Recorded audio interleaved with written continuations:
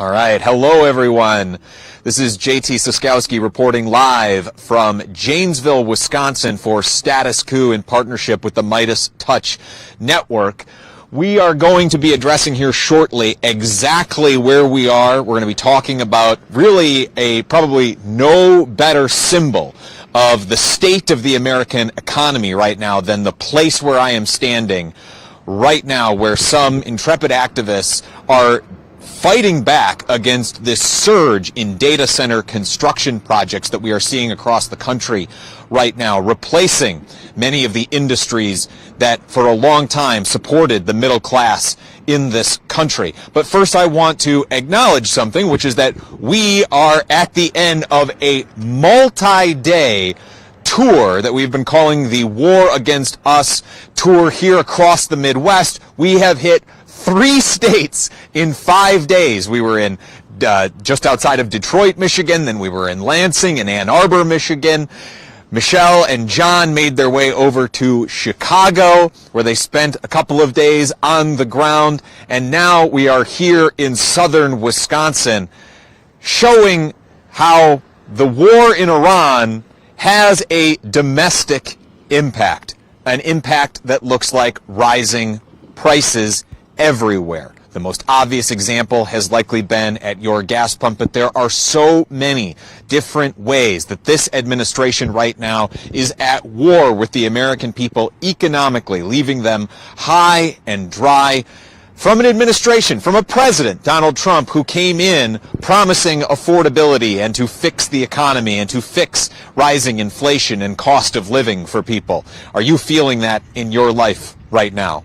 I would ask you to pay attention to those gas prices, to pay attention to prices at the store. Are you feeling right now like prices are actually going down, or are they going up? I think that it's pretty self-explanatory for everybody out here. But let's talk about everybody out here, because we're not necessarily here to talk about rising prices at stores. We wanted to fold in another way of talking about the economy today into our coverage. We've been trying to find so many different angles through this robust on-the-ground reporting trip that we have been doing.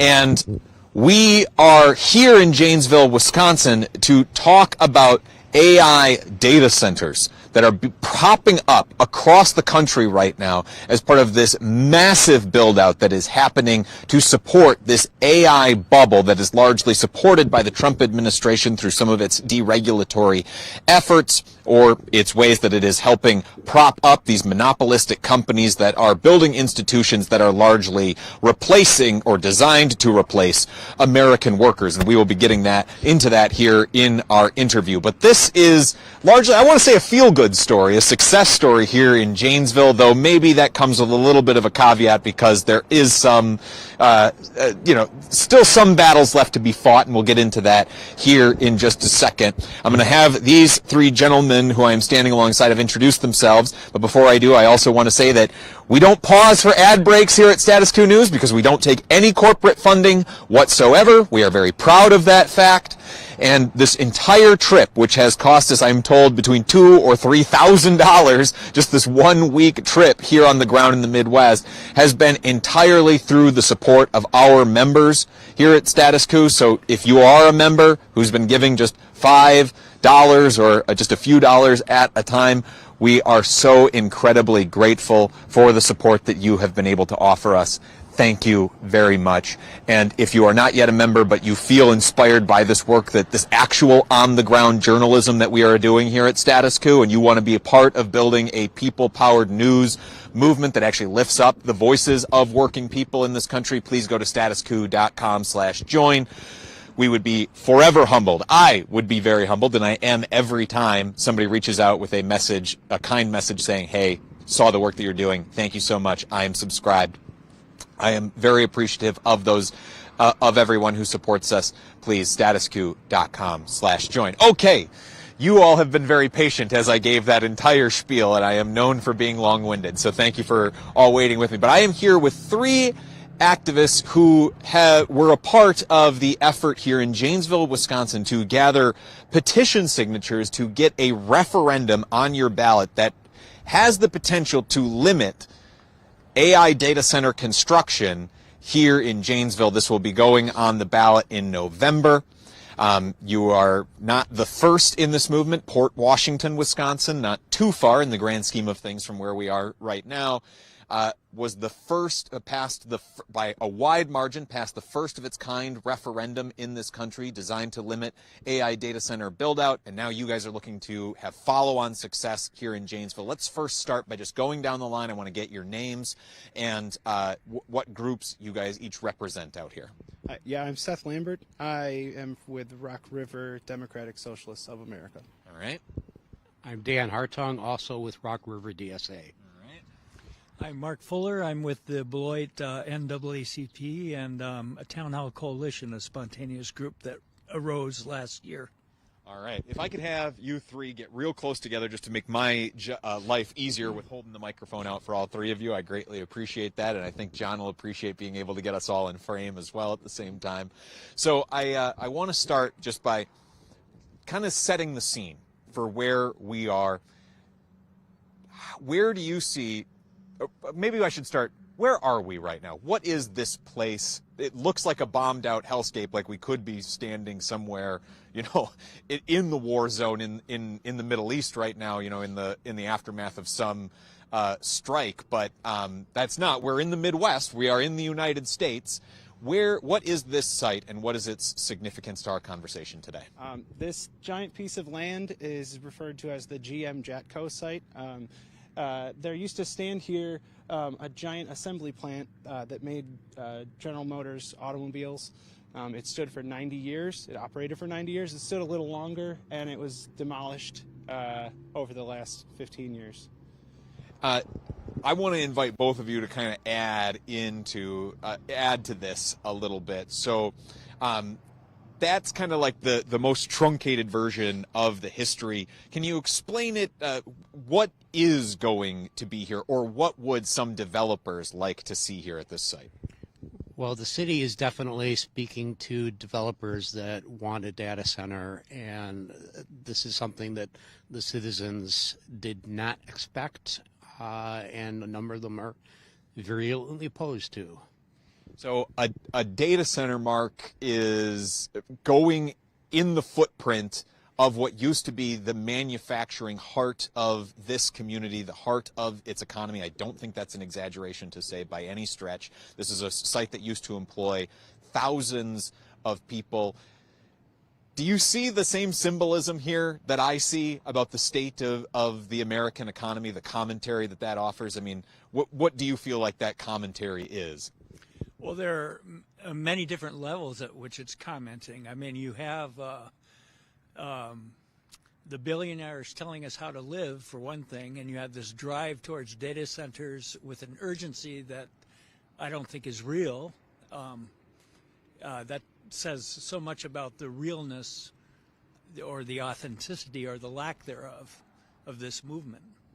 Thank you all for kind of setting the scene here, and I'm going to just take the audience on a brief little tour. So, John, what I want to do here is just kind of walk up to the fence line. If you are in a position to be able to follow me, we'll have you guys wait right here for me, and I'm just going to take you all here just to see the glory that is the former GM plant here in Janesville. I have the benefit of this being actually my backyard, so to speak. I live just a few miles up the road from where this site is. But if you can imagine, this was a sprawling manufacturing site where cars were being built for decades out at this site up until the financial crisis in 2009 when this plant closed and thousands of people were put out of work. The plant continued to stand here for many years after, and then it was eventually demolished. We're actually standing outside of what used to be, up until just a few months ago, was the last building that was remaining here at this site. It was right over here in this empty lot, right in front of where we were standing. This was the site of Zoc Social Club, which was a bar that, you know, served a lot of the workers who of course were working here at the GM plant back in the day, and now this building too is gone, and that last vestige of this manufacturing hub here. This is, I mean, you talk about the Rust Belt, right? We hear that word thrown around a lot, and how so much manufacturing has left the Rust Belt. Here in Wisconsin, manufacturing is still the #1 employer, depending on which metric you look at and how you count those numbers. But generally, manufacturing is still the leading employer here in Wisconsin. But this decay is something that we see in community after community. And Janesville, Beloit, this southern Wisconsin, northern Illinois area that was around this plant really got hit hard. These communities, I mean, thousands of people, thousands of families lost incomes, lost health care because this plant closed and those people lost their jobs. And it took years for these communities to claw back to the point where they are at now and being able to support their populations. They saw some rising crime rates for a while. Those have now largely come under control since then. But you just saw how reliant these communities were on this employer, and now it's gone. And for a long time, it's been asked what would replace it. And now, quite literally, on this site, there is a proposal for a data center. It's such a commentary on where the U.S. economy is right now. It is one of the most blatant signs of how billionaires are trying to replace thousands of workers, like who worked here at this plant, closing this plant all in the name of a few dollars, and now building an AI data center which will be used, its compute power, to replace many more workers across the country through data centers at what is proposed here for this site and at data centers across the country. I can call that spade a spade because here at Status Coup and our partners at Midas Touch, we don't feel beholden to the same corporate journalistic we can't offend our corporate advertiser overlords. That is not something that we are sensitive to here. We believe in calling a spade and standing firmly on the side of American workers. And if you believe more media in this country should be standing with the vast majority of people and what is good for people and representing people's views in stories like this, please go to statuscoup.com/join and help build that people-powered movement. We would very much appreciate that. All right, John, we can kind of return to where we were. I just really wanted to give the audience that sense of place for where we are right now. And then I think that will inform a lot of the conversation that we're about to have. So first, let's just talk a little bit about, and keep in mind, guys, we got to try and make this relevant to a national audience, but I do want to talk a little bit about the data center proposal here for this site, and then we'll talk about, your activism and the lessons that can be learned for groups across the country. But let's just start when did you all first hear about the proposed data center for this site, and what was your reactions? So the city bought this land in 2024, right? Or 2025? 2025. And within about a month of them closing the sale, they were already saying they had proposals for a giant data center here. So it was something that seemed premeditated, like they maybe had started the deal before they seized the land or purchased the land, however you want to say it.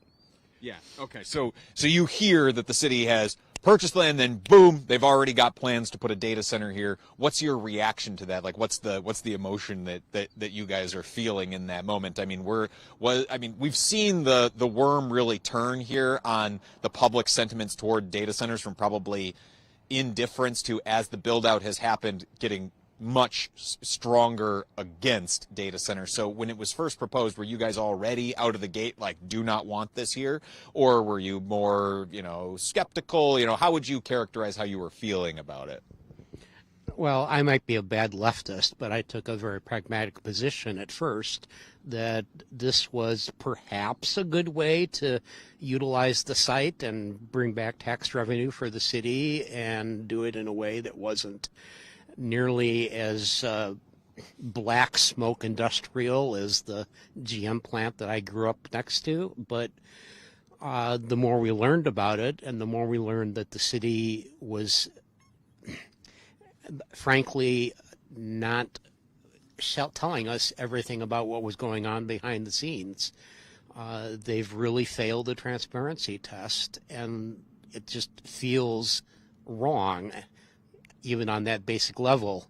Plus, as we've seen, there are lots of concerns about the length of construction, the energy build out, the prices of electricity that might be affected, and potentially the damage to or limitations to our water table. So that word transparency is something that I've heard a lot in my reporting around data centers, is that, and I'm imagining that for our audience watching this right now, if they have a data center going in near where they are, they're probably hearing similar things about, this always feels like it's so secretive, that there's always like a non-disclosure agreement or something similar that keeps the city from being able to talk about it, because these developers know how unpopular these projects are.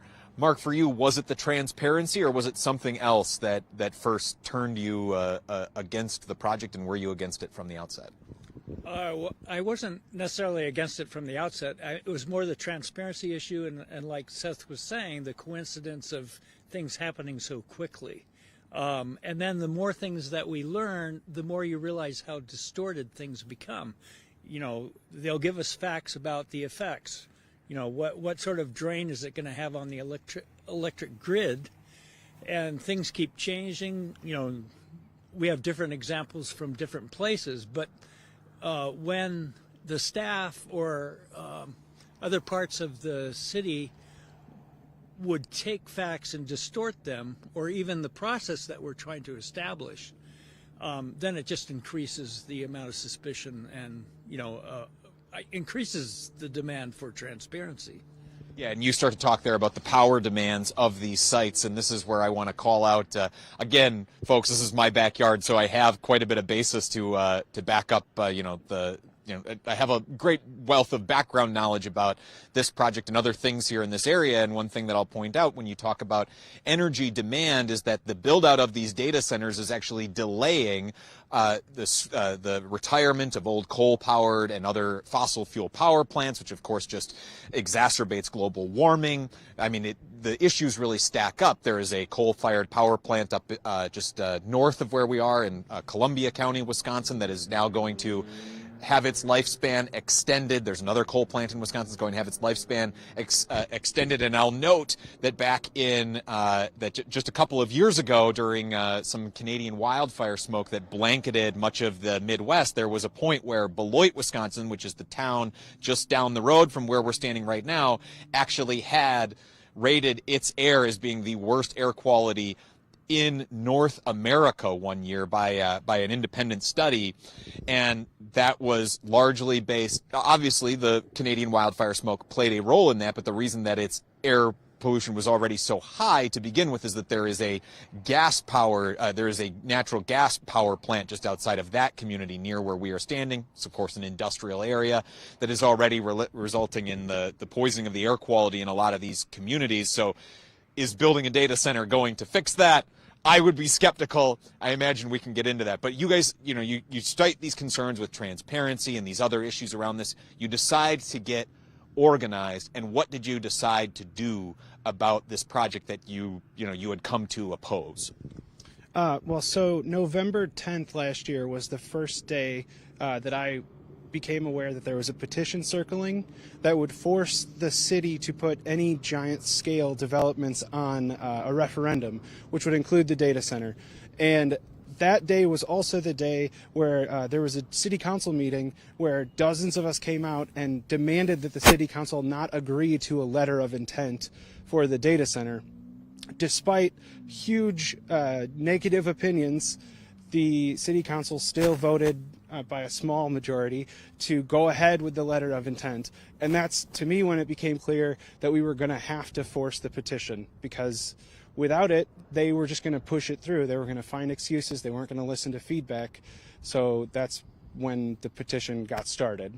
Does somebody want to explain what that petition actually did before we get into the signature gathering, the amount of organizing that you guys had to do around it? What was the actual end goal of that petition? Was to do what?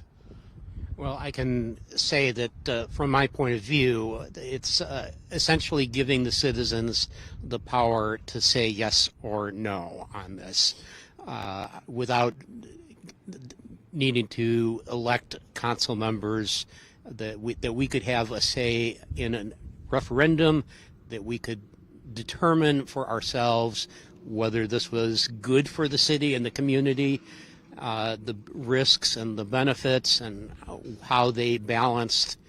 And that would create, that would put it downstream of the political process in a way that would democratize it. All right. So you're talking about, wanting a way for citizens to have their voices heard on this issue. You already referenced there, though, the election of the city council members. But this is also something that has come up repeatedly in the reporting across the country on these projects, though, in project after project. Despite massive public backlash, a lot of city councils still voting to go ahead with these projects. Mark, I mean, are you expecting the city council here in Janesville to not be responsive to people's demands? And what are some of the factors at play that you see that could be lending, to that outcome? Why does it need to be a direct democracy initiative here for people to make their voices heard? Why can't their council members be counted on to represent their interests as they're supposed to? Well, several reasons. One, it would take time to replace city council members, for one thing, and they could already have a deal by that point. Another thing that just keeps coming up is that with a decision of this magnitude, a lot of people were just thinking, well, it can't just be, the number of council members deciding this issue. And that came up over and over again when we were collecting signatures, as people would say, yes, I would like to have a say in this. So just that direct legislation, that possibility, I think it energized a lot of people around this whole issue and the state of the world today. I mean, direct legislation I would recommend that for any community. Yeah, who's going to say no to more democracy and being able to have more of, well, I suppose people who like having full control over things would rather say, I'd rather just remain in full control or not have to listen to those pesky people. But I want to talk, so you guys have this, now you have this petition effort to try and get something on the November ballot. You've succeeded in that. I'll spoil that for the audience that you've succeeded. Now on the November ballot will be this basically the choice to have a choice, right? To actually enact a city ordinance so that people can have their voices heard on issues like this if they want projects like this in their community. And that is what is at stake here this November, in addition to everything else that'll be on your ballot as well. You undertook a lot of organizing, and that's what I want to spend a lot of this conversation talking about, is the success that, the strategies you used, the success that you found, what lessons people around the country should be taking from Janesville and communities like it that are standing up and fighting back against these projects. So, Seth, you and I on the phone, you've put up with a lot of phone calls from me, and I really appreciate that. But in setting up this interview, you talked about all the different groups that were involved in this petition effort, because it wasn't just the three of you standing here. I want to make sure I make that clear, right? This was a gargantuan undertaking to get a huge portion of this community to sign on board with this petition effort. So why don't you just give the quick kudos to everybody. Yeah. Who was all involved? How big of an operation was this to try and gather all of these petition signatures? Yeah, absolutely. So I would like to say first, the city manager sort of downplayed how monumental the achievement of the signatures was, saying that, it's not that big a deal or whatever he said. So I think that it is monumental, and it's as close to pure grassroots movement as you could get. I remember when the city first said that they were going to start an advisory board for this data center project, and a group that represents this neighborhood, this area of Janesville, they're called SNOW, Southside Now, Janesville. They said, we looked at who the city is proposing for this advisory board, and it's just business interests, local business interests, and city employees. Nobody from this neighborhood was going to be on that board. So that group activated a huge number of us to call the city, to go to the city council meeting, to demand that actual citizens that live in the neighborhood that's going to be directly affected by the environmental impacts of the data center would be on that advisory committee. And they won a few seats. We didn't get total control of that advisory committee, but they did get members of this neighborhood on that committee. So that was a first sort of, a beacon that went up that said we can affect this, and we can force the city to listen to us. Following that, people started organizing on social media the No Data Center Janesville, whichever, group. And that was started by now newly elected council person Cassandra Pope. And she's the one that got the signs printed all over Janesville. Still today, you can see yard signs that say No Janesville Data Center, because it's a very popular position. And she got those printed. She would go out to the local grocery store and distribute them to people who wanted them.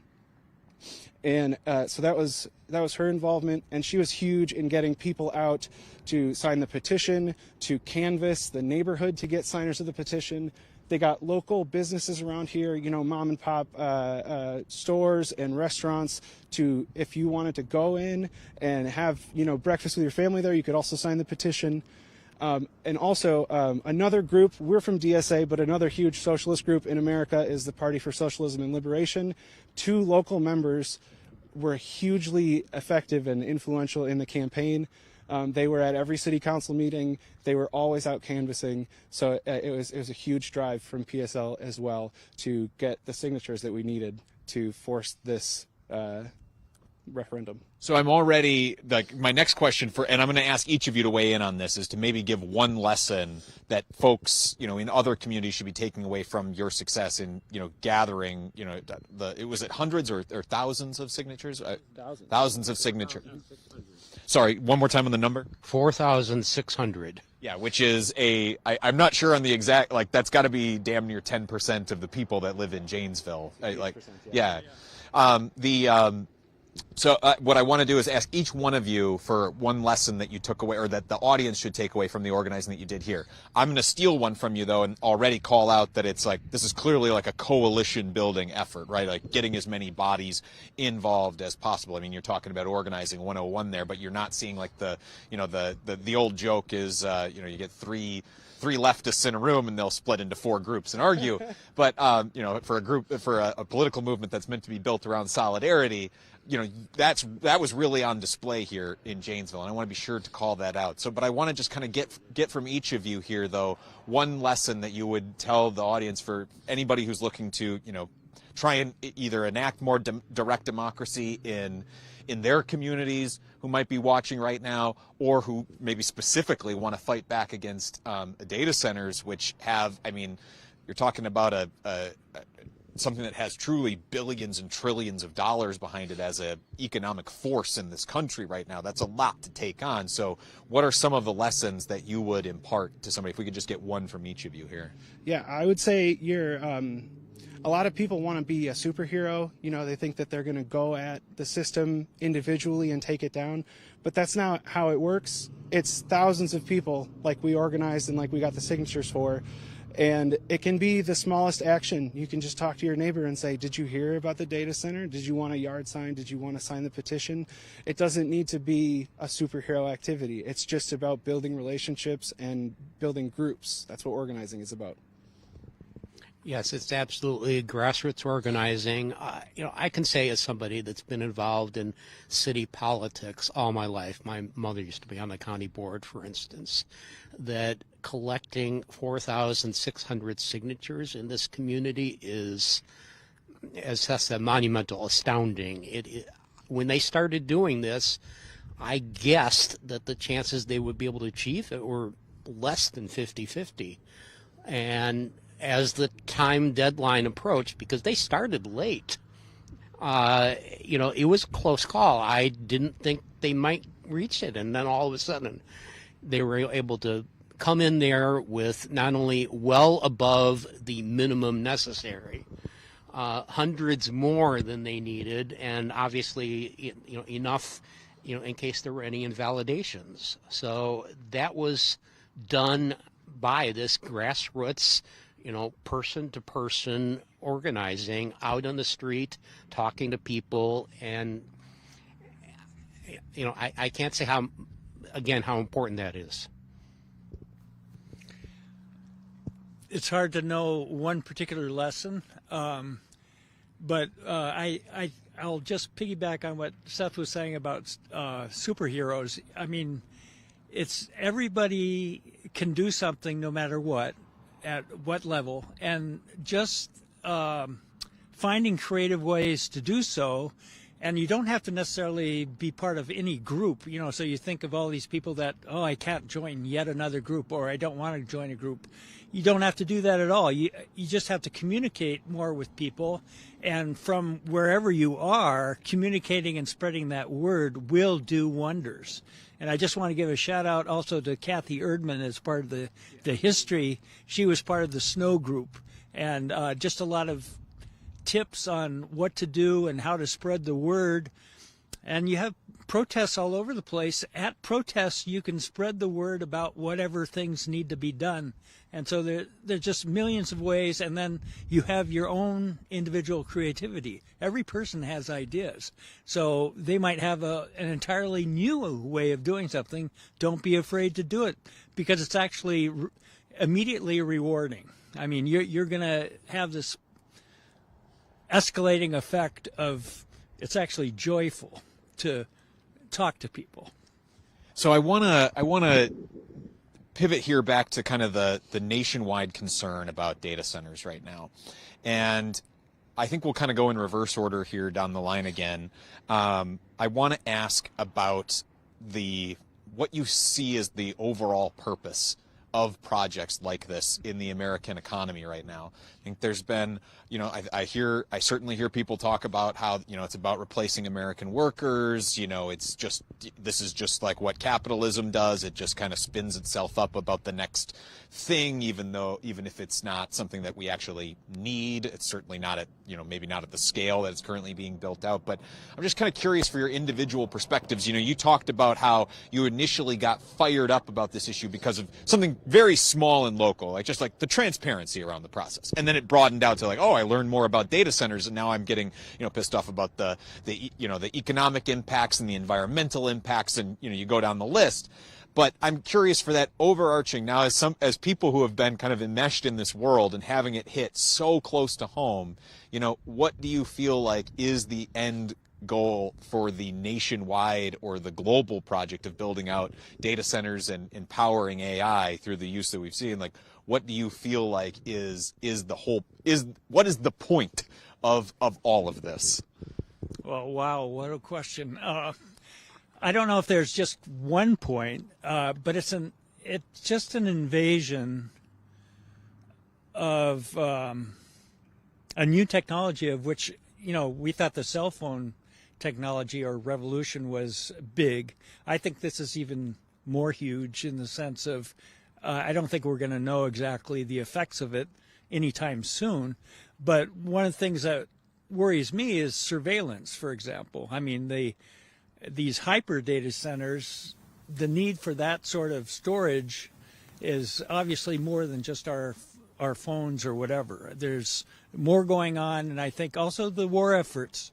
I mean, for them using AI even against certain corporations' will, that to me is a really huge red flag, obviously. Well, in that same vein, I don't think people realize one of the things out there is that 150 million Social Security and Medicare, Medicaid records are now managed by Oracle in their cloud. And they also manage military data that is used by Palantir. And all of that is subject to AI analysis and sorting and, finding patterns that you normally would not be able to breach these kinds of confidentiality or this firewall between these sets of data. We don't know how these systems work to some extent, and they're not working in a way that is democratized or in the power of the people. It's the choices that are being made sort of way above our pay grade, and we're just down here downstream of the effects dealing with it. Seth? Yeah, Mark mentioned creativity and organizing and coming up with unique solutions and individual ideas.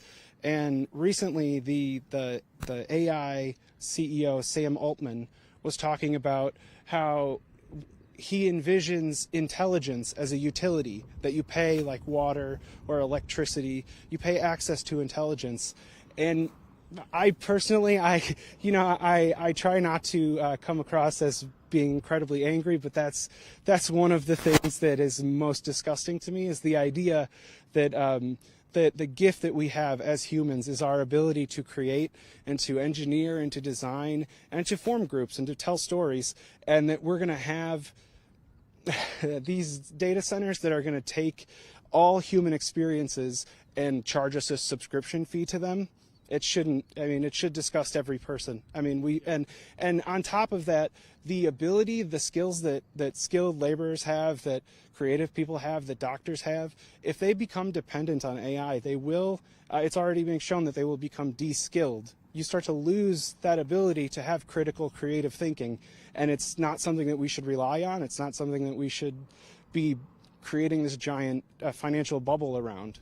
Yeah, and just to kind of underscore what Seth is saying there, that like the creeping of AI into, like, you know, you use the example of healthcare spaces as a place for like undercutting decisions that doctors make and de-skilling like people in the healthcare sphere. That's not an exaggeration. Actually, not far from where we're standing is the corporate headquarters for a company called Epic Systems. It's in Verona, Wisconsin.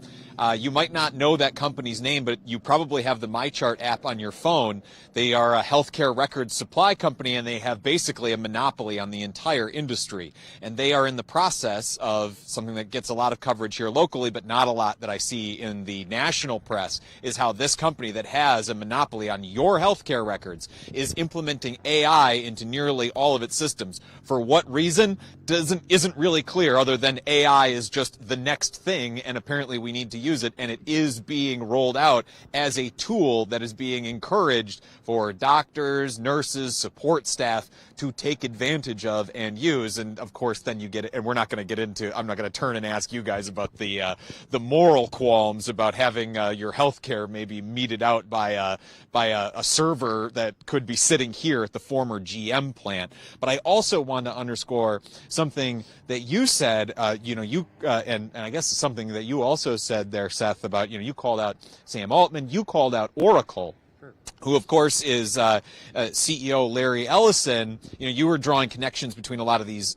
corporate boogeymen that we have heard referred to it, that seem to come up in just about every story of something evil that is happening in the United States, like Palantir, right? Yeah. Oracle is also at the center of a lot of those as well. It's at the center of this AI build-out, and its CEO, Larry Ellison, is the same billionaire who is in the midst of buying up so many different media properties and turning them into either Trump or either outright Trump propaganda outlets, or certainly a lot more Trump and conservative friendly outlets. He has bought up CBS, he has bought up TikTok, in the process of trying to buy CNN right now. So you don't have to be a conspiracy theorist to think that there is some sort of like overall like evil plan here. You can if you want. I'm just telling you to look at the fucking profit motive in all of this. Thousands of people used to work at this plant that we are at this site that we used to stand out, that we're standing outside of. Good manufacturing union jobs were here at this plant that supported an entire region. It's now gone. This community had to pick itself up off the mat. And now those jobs are going to be replaced by what? By an AI data center that would likely employ what? After the construction's over, what are we talking, like dozens of people? Maybe. Not the thousands that would have been supported had, the companies had GM, which cried me a fucking river for one of the largest auto manufacturers on the planet, that had to close its manufacturing center here in Janesville, Wisconsin. Can I just get you guys to, again, as an example for the loss of these jobs that are happening across the United States right now at a time when President Trump has promised, the revitalization of the American manufacturing sector, etc. What did the loss of this plant mean for this community? Can you just try and like make it material for folks, make it come home in like in an emotional sense or in a materialistic sense? Like, what were some of the ways that this community was hurting after this plant closed? Yeah, absolutely. So in the 1970s, there were 7,000 workers here. And for people my age, that means that all of our parents' siblings, all of our grandparents, they worked at the plant at one time or another. Personally, both of my grandfathers, my dad, all of his brothers, they all worked there. And the year I graduated high school is the year they announced that the plant was closing. So there's a huge chance that I would have worked there had it not closed. Growing up in Janesville, UAW was the biggest community presence. They funded, all That's the United Auto Workers, the union that represented the workers. UAW 95 was our local. They supported all the local all the little leagues, all the sports teams, and we had a massive Labor Fest celebration every year with a parade that we all went to. And to be union was just something that everyone here took for granted. If your boss was screwing you, you could go on strike. If your manager was screwing you, you could go talk to your steward. That stuff, it changed the mentality of the community to understand the power of a union, to understand the power of community, to understand the power of democracy in the workplace. And I've seen people in my own family and in the community, without the presence of a union anymore, without that sense of direct worker power, they're rudderless politically. To me, that's why we see the rise of evangelical Christian nationalism, the rise of Trump, the rise of these things, because people don't have that community sense that actually gives them power over their economic conditions. So that's kind of a crushing defeat as far as what we used to have. 7,000 union workers, and we have almost we have, I'm sure, a fraction of that now. Yeah. Atomization, as Seth said, people got sucked into this neoliberal mindset where they're all fighting against each other for scraps. I see this deindustrialization that began in the 1970s and 80s, and that all, there's a whole story there about the aftermath of the Vietnam War and the 70s oil shock and what that did to the American economic system. Bretton Woods too, I could go on for a long time about that, but essentially it's late stage capitalism eating its own tail. And we can see that in the way that not only do we have more and more money moving to private equity instead of a well-regulated banking system like we had until the Great Recession and the crash, that you have essentially, you're turning our economy into a giant gambling machine. And you can now see that it's turning into these apps that people have on their phones, Kalshi and so on.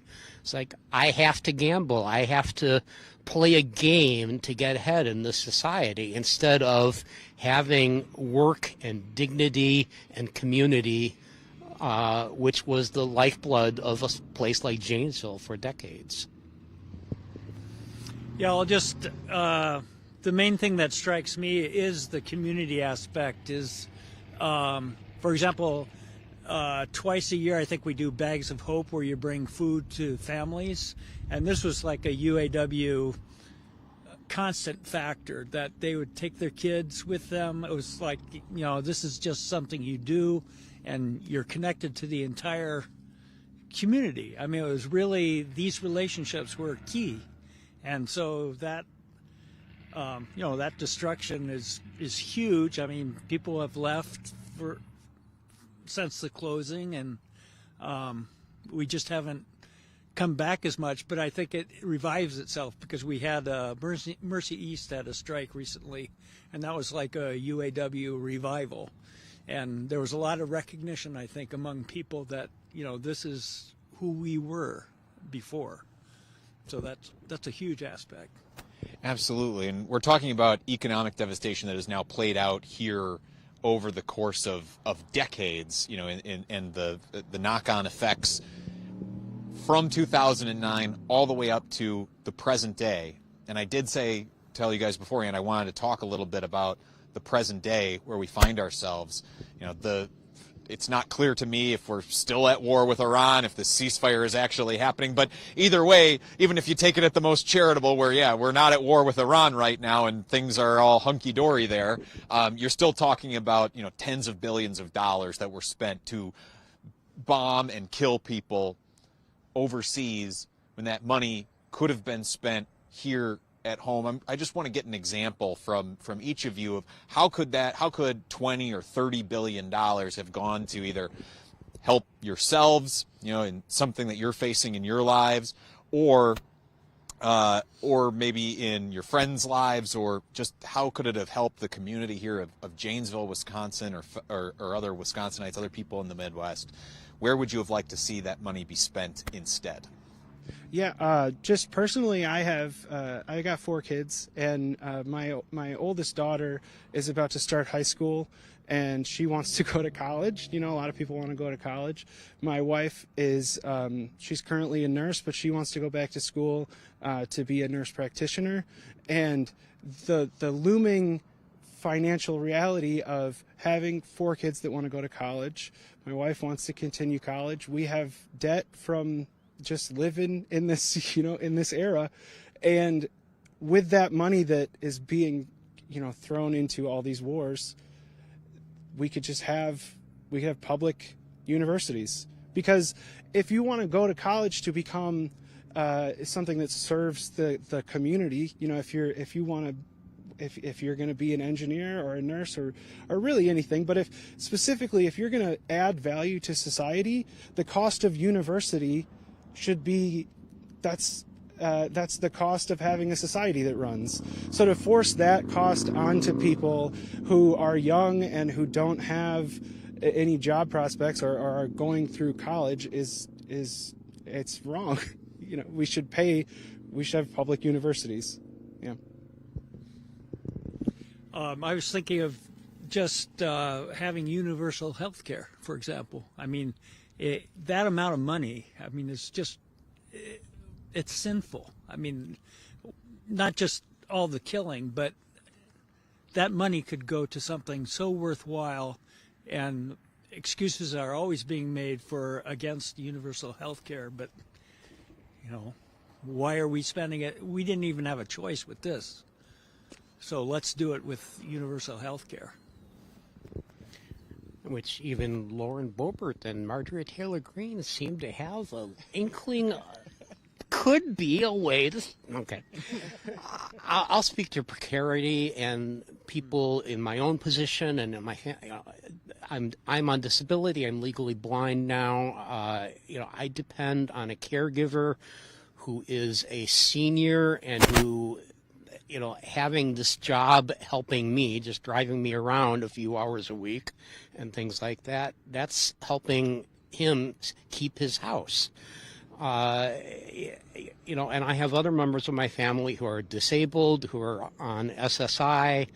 I have, you know, a mother who's living on Social Security and a pension. You know, these are all people that have limited incomes, and we are now in an economy where if you're not productive, you're almost considered legitimately to be thrown away.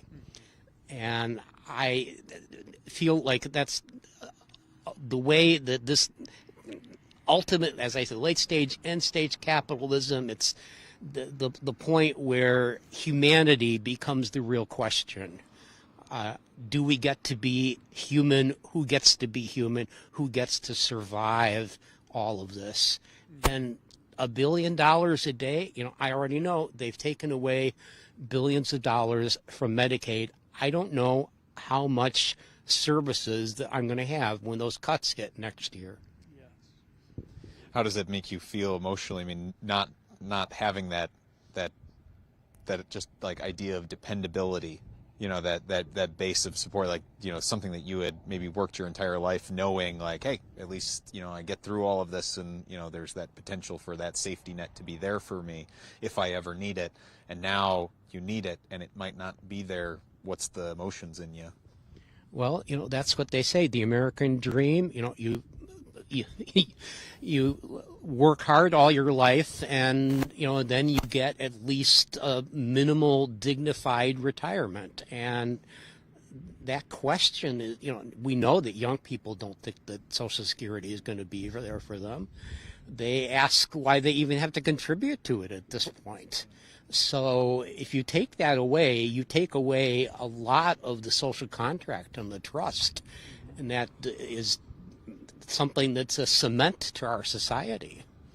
Social contract and social trust being, as you say, the cement of our society, the foundation of so much of our society, and that contract being violated time and again. A community here in Janesville that came to depend on a factory to employ so many of its families and to be the lifeblood of this community, ripped away because a company decided it was more profitable to close it.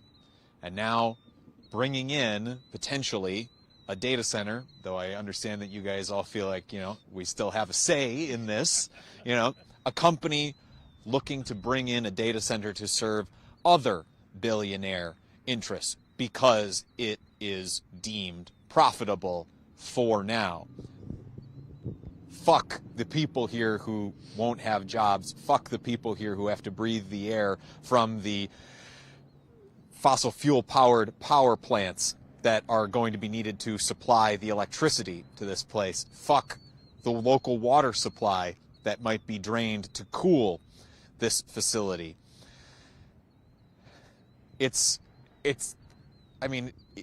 It really does make you feel something different, I think, when it hits home, right? I mean, I go to these places and I report on just economic devastation after economic devastation, or we did so much reporting for the last year on all of the abuses that ICE and other Department of Homeland Security agents were committing in American city after an American city. But it is something else when it's your home that's on the chopping block. And as I said, this is just down the road from where I live.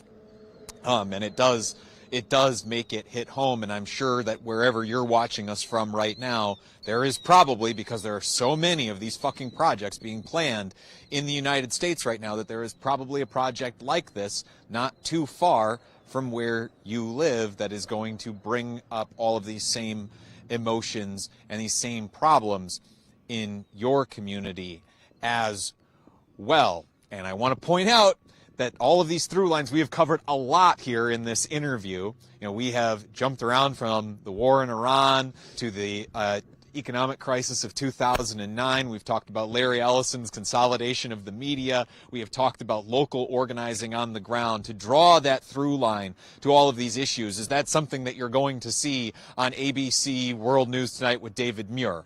No, you're not. You're going to see a whole bunch of stories about how there's some scary weather coming, or you should be terrified of crime in your community. But there's not going to be any story.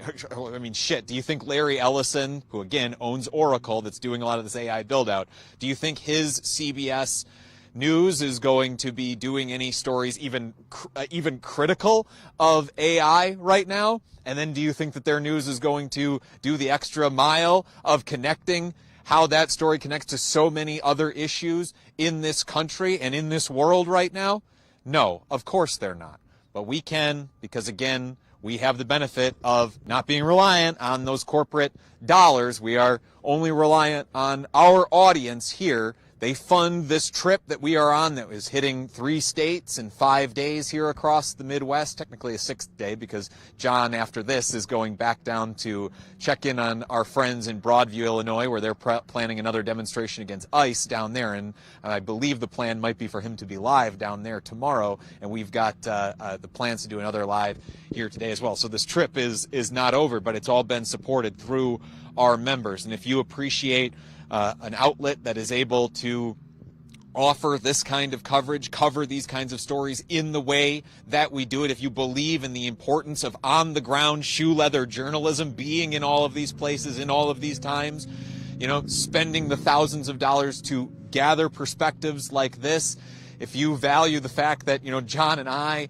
take time away from our families to be in places like this. This is kind of cheating for me because I am so close to home tonight. But we have been on the ground for months in places like Chicago and like Minneapolis most recently. But I mean, we have been in so many different places. And if you value that we're able to do this, the most I have the benefit of not having to do ad reads. The only thing I have to do is every once in a while ask you, like, hey, if you've got it in you, please go to statuscoup.com/join, become a subscriber, and it really helps support the ongoing journalism that we're doing. I want to draw this interview to a close by talking a little bit about the future here.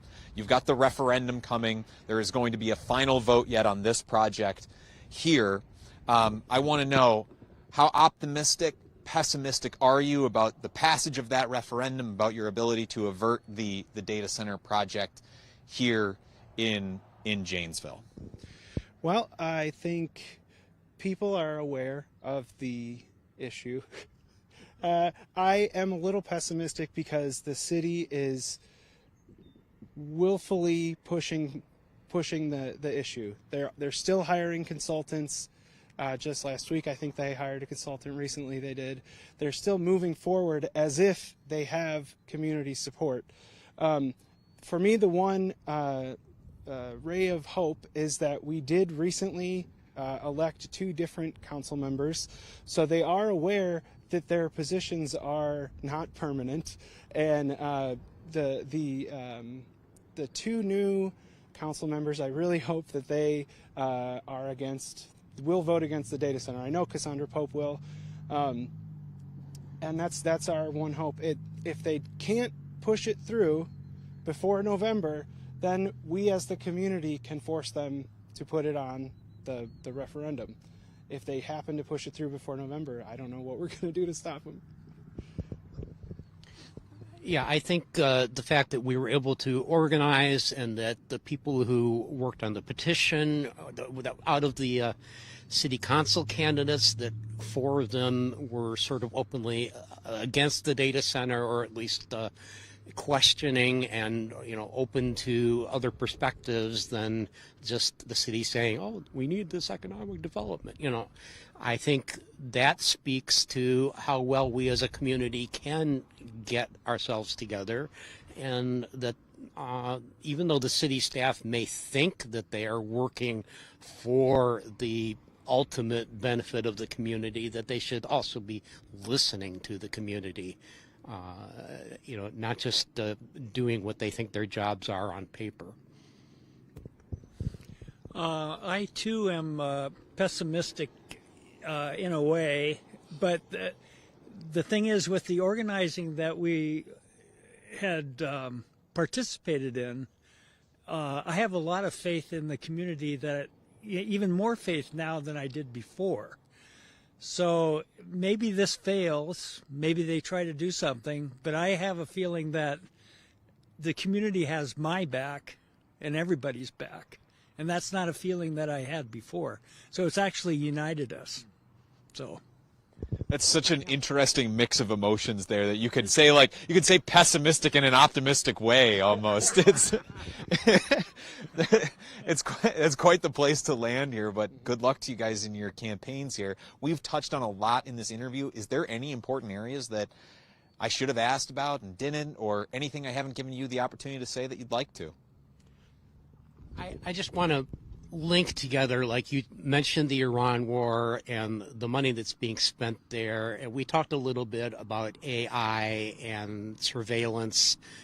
But, you know, to me, one of the things that really finally cemented my movement to a, you know, permanent leftist socialist position was the war in Gaza, and how that made clear to me, you know, how economic interests and nationalism, how they join together and become the basis for fascism and imperialism, and how essentially, you know, we are all Gazans, that, you know, every one of us if we're not a billionaire, we have more in common with someone living in a tent, as they say, whether it's someone who's unhoused here in this community or someone in Lebanon now who has fled miles and miles from their home to avoid being bombed. And I think that we have to understand when we see something like all of this killing in Iran that is, ostensibly in our name and being done by our tax dollars, that we should be in solidarity with those people instead of being afraid of them. Anything else? I couldn't say it better than Dan. Perfect. Well, thank you all for being with us here. I want to close out by just letting you know that, again, this is the end of a long reporting trip that Michelle and John have been on, and I have just picked up here on the last day. But we are not done for the day. As soon as we're done here, we're going to be hightailing it over to get an interview with a local child care center here about the issue of trying to get folks who don't have access to child care, the inability for people who work in child care to actually earn a living wage, and all of the issues that come along with that. That'll be something that'll be coming out on our YouTube channel. We referenced earlier in this story about how Port Washington, Wisconsin became the first community in the nation to enact to pass a referendum that is going to limit data center construction in their community. I just did an interview with one of the activists at the center of that movement as well. That'll be going up on our channel shortly. All of the interviews that John and Michelle have done over the last week, and they have done a lot. Believe me, you've seen them live for a few things over the last week, but there's a lot more that they've been covering that was not live that will be coming out on our YouTube channel shortly. And then also tonight, and I might be surprising John with this behind the camera. I don't know how much he's been paying attention to our work group chat, but I will actually be live interviewing John and Michelle this evening about their whole trip. Yeah, John's shaking his head. John, much more comfortable behind the camera, but I will be pointing it at him this evening to interview them about their takeaways from this trip. So we'll be live yet again this evening. I'm trying to come up with a good place where maybe we can sit back with a good Wisconsin beer and chat about their trip so far. So if any of that I just rattled off is just a few of the stories that we have been working on here at Status Coup are of interest to you, please get subscribed to us and get subscribed to our supportive partners at the Midas Touch Network, who also give us the platform to get these kinds of stories out to an even much wider audience. We're very appreciative to them. So thank you to Midas Touch. Thank you on behalf of our whole team here for being with us. Thank you, gentlemen, for joining us here this afternoon, taking time out of your weekend to talk to us. On behalf of myself and our entire team at Status Coup, again, statuscoup.com/join. For as low as $5 a month, you go to support something that is vanishingly rare in the United States, which is actual on-the-ground, unbiased, and uncompromised journalism. Thank you so much for being with us, and stay safe. Good night.